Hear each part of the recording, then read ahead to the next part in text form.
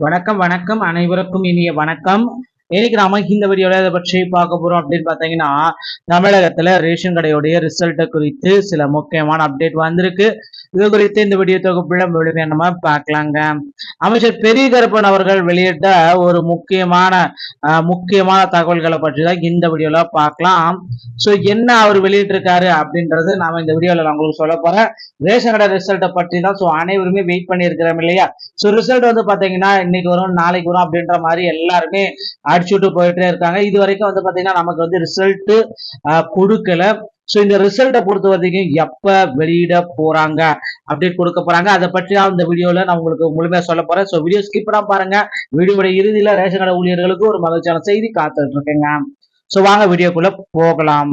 So wait பண்ணி பார்த்த காலங்கள் எல்லாமே போயாச்சு. இனிமே வந்து பாத்தீங்கன்னா ரிசல்ட்டுக்கு உண்டான மக்களை இறங்கிட்டாங்க.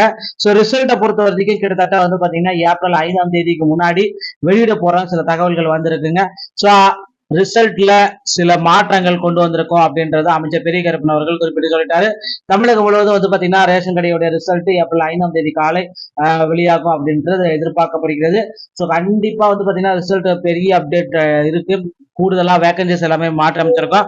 புதிய அப்டேட்டுகள் எல்லாத்தையுமே ரிசல்ட் நாங்க சேர்த்திருக்கோம் அப்படின்றதையும் அவர் தெளிவாக குறிப்பிட்டிருக்காரு. பொறுத்து நம்ம பார்க்கலாம். ரிசல்ட் பற்றிய முக்கியமான அப்டேட்கள் அனைத்தும் நம்ம சேனல்ல உங்களுக்கு ஒளிபரப்பப்படும். மீண்டும் நல்ல தகவலோட நான் உங்களை சந்திக்கிறேன். நன்றி, வணக்கம்.